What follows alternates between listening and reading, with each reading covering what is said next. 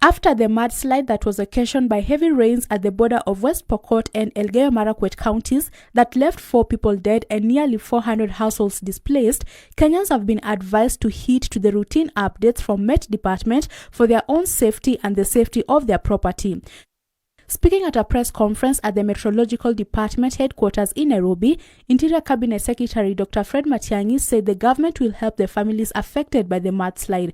While sending his condolences to the families of the 2 officers who lost their lives while on duty during the mudslide, Matiang'i said they are working jointly to see how they can assist and support those living in risk-prone areas to move to higher grounds. I want to appeal to our fellow Kenyans, wherever they are. Please, let us listen to what we are being told. Let us listen to our leaders.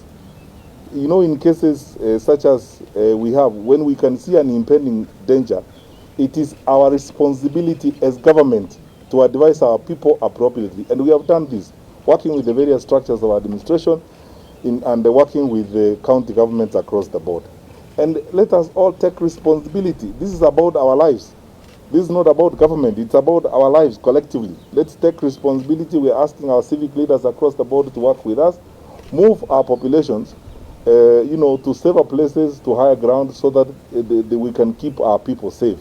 Those who move to areas, to schools, who huddled in various areas, jointly, an interdepartmental framework, bringing together our colleagues in the Ministry of Devolution and Special Programs and ourselves in the Ministry of Interior.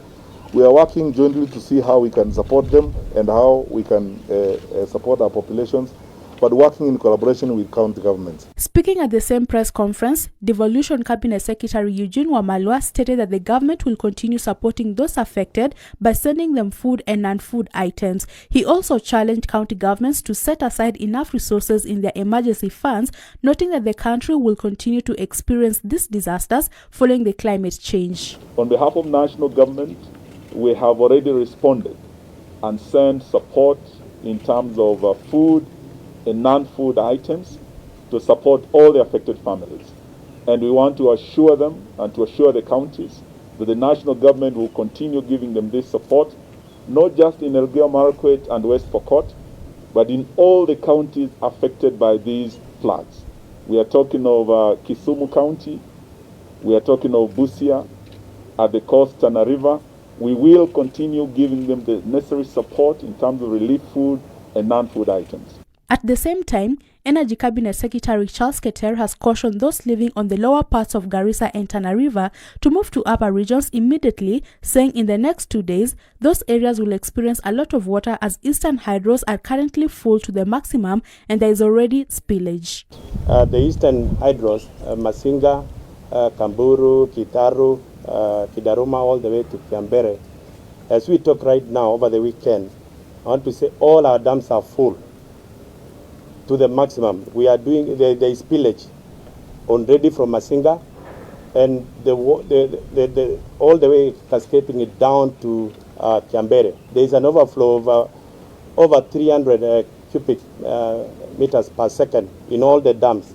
So with a projection which our technical team are telling us, in the next 2 days, those people who are living on the lower part of Garissa, there will be a lot of water because it's not only from Kiambere. There is also heavy rain from Kitui, heavy rain from Meru, which join Tana River ahead of after Kiambere.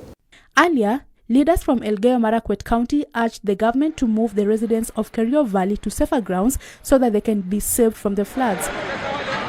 With the weatherman warning of more rainfall in the coming days, CS Matiang'i has challenged county governments to work together with the national government in helping residents who are likely to be affected with the heavy downpour. Reporting for Hope TV News Watch at the Kenya Meteorological Department headquarters in Nairobi, I'm Alice Diana.